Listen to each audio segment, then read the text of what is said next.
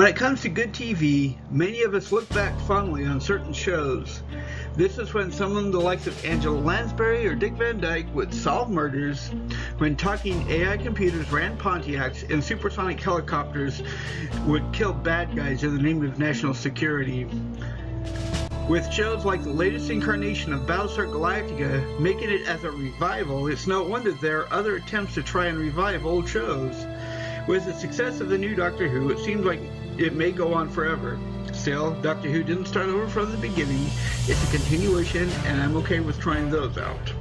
But there are many they shouldn't try to revive, at least not another time. Also, there are shows I think are originally too good in their original format, but lousy in the attempt to revive it. So what shows shouldn't be thought of again? What shows are out there that can be called by their original names but don't resemble the plot devices of the original? What shows should they leave it alone until they come back around? Please note that I didn't narrow it down to only shows that don't have a revival, but also there are those who do have an attempted revival and shouldn't try again. So grab your Swanson's tray, sit back, relax, and let's get started. Like I said, these shows are originally very good. Airing in the mid-90s, it became one of the 3 landmark TV shows that changed the concept of science fiction forever. The other 2 you have probably heard of, but this is much more interesting. Told as a kind of television novel, in the B5 universe, we're not at the apex of human evolution. We still have wars and confrontations, we still don't know everything, and we still need to pee. If you got that, good for you. It was less a space opera and more of a story of how the human race continues onward and moves forward, still facing issues and technologies that are beyond them. They had challenges and struggles. I think decadent is a word that describes it. But there are those that will continue to make political moves and those that fight against them. And it tells the personal stories of those that are aboard the station, going into detail and revelations that, although hinted at, still take the viewer by surprise. 2 spin-offs were planned, but both got shelved. There was a theatrical release on the plot, but the ultimate untimely death of some key actors made it unlikely to ever be brought up. But it's nearing that time. Personally, I hope we never hear of the new, totally revamped Babylon 5. It is obvious in the review of others on this list that it's now a free-for-all. They will take at stuff, more things into it, and try to mix it up and sex it up and throw the original special effects generators out for something more streamlined. I know there are some who'd be surprised to hear this TV show made it on this list, but there's a very good reason. The story is about Duncan MacLeod, an immortal from the Highlands of Scotland. The series was based on the Highlander movies of the same battle. He's part of a race of immortals who can pretty much survive anything from bullets to suffocation to poisons and other fun little lethal items. All that is, except for beheading by a sword.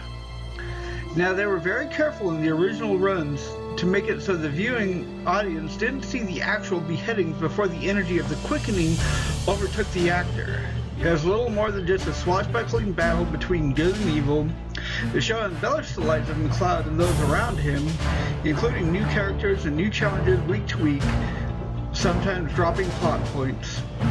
Since Duncan took over the reins, though, there have been a few movies, the last of which wasn't released in theaters because, frankly, it was pretty awful. There are 2 reasons I say don't touch it. First is that, as with others on this list, the epic saga of the story will probably get drowned out in the special effects. The skin and pretty lame storyline. If you know what I'm talking about, you'd agree. The second, though, is something far more sinister. While the show balances on beheading by a sword, there's another reality that would make any kind of remake unwatchable by many family members, and that is a certain terrorist network that films beheadings for real and puts them online. So if someone thought they could bring Highlander back, they'd be sadly mistaken for not only this reason, but also the reason there's hardly any need for it. This show was a personal favorite of mine up until I ruined it. It's about a helicopter pilot and his friends who recover a top-secret CIA weapon, a supercopter named, coincidentally, Airwolf.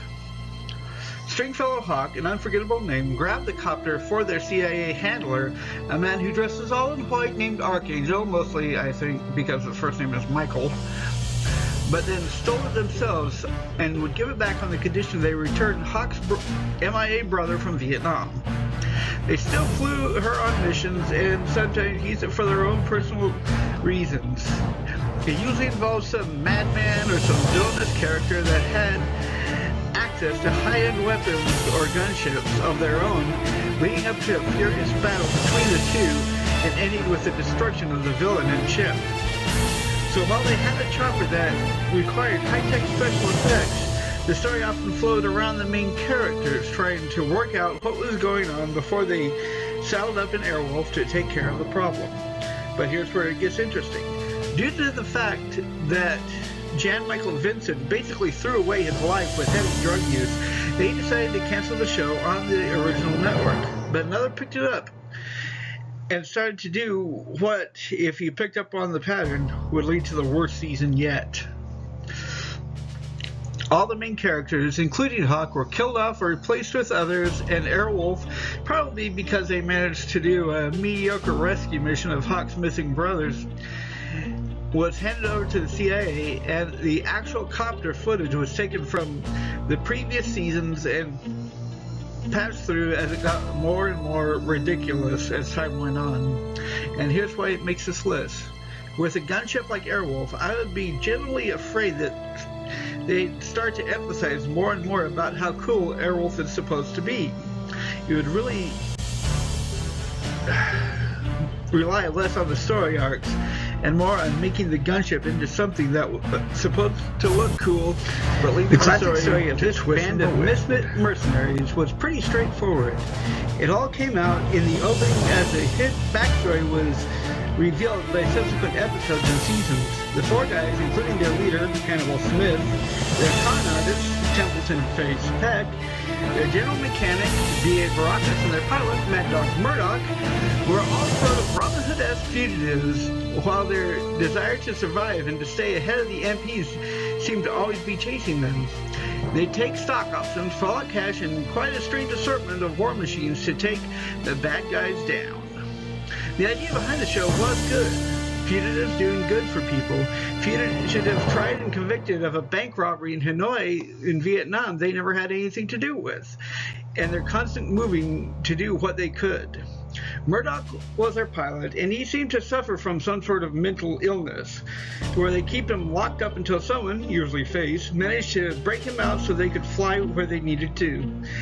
These days, the mental illness probably wouldn't require him staying at the VA mental hospital, but it seemed to always be a bit of a struggle and a laugh to see how they'd break it out their favorite maniac. BA was a notorious tough guy that would always have a soft spot for the children and always make something wild out of spare parts and weapons, something that would do the job pretty well. But these days, his connection with the children would probably not even exist. But his real fear, a fear of flying, would probably be the only other thing outside that would be emphasized if they tried it again. Face, as stated, was a con artist who could basically lie, cheat, and steal the way to their handling of mission finances and get what they needed. He'd often squat and hide in apartments, and he'd drive a flashy Corvette. I don't know if they'd do anything to change him if this did come out today. He was such a scoundrel, except for maybe playing up the political stories a little better. Hannibal was the master of disguise and would often do things a little dangerous for the jazz. Basically a feeling that could be described as an adrenaline rush. I don't know how they keep him in the same aspect as a stunt coordinator and a disguised movie character, except they'd probably put him in charge of CGI effects. Still, they'd probably lose the cigar, but as he so often said, I love it when a plan comes together. I'm close. There were a couple of girls on the team, reporters and press agents, but that part was dropped. Now here's why this TV show is on this list, and you probably guessed it already. They tried making a movie out of it, a movie that, from what I heard, was generally not even worth the name. Much like other TV shows they later tried to make a big screen adaptation of, perhaps another list's worth, it flopped. But that won't stop people from trying to make it into some far-off future date. So, which show hit number 1? Which TV program was so influential and so well-loved that producers would be crazy to try and touch? Which tale of the TV would probably be welcome for all of one episode before they decide to never try it again, even though people take my do love, want to take see it my land, take me where I cannot stand, and I have to apologize for my singing. This quintessential show was so well liked and so followed that the effect of how it originally ended was felt throughout the sci-fi watching community.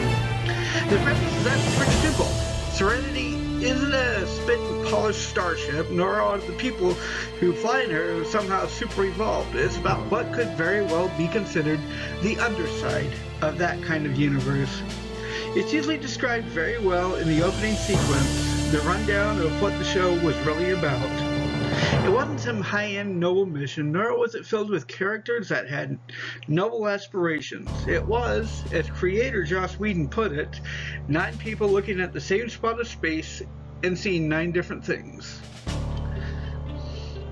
The characters, great their own but epic together, made it worth the watch. Captain Malcolm Mal Reynolds, the leader who kept trying to keep out of the hands of the Alliance, his second-in-command Zoe Washburn, loyal to both Mal and her husband, something that ended up a point in more than a few episodes with funny results, Jane Cobb, a mercenary and weapons nut who preferred to get paid and almost cost him his life, Inara Sarah, a high-end prostitute who had a higher position than normal, Shepherd Book, a religious missionary who gave the show a bit of a spiritual leaf, Hoban Washburn, the pilot who could get in and out of trouble as a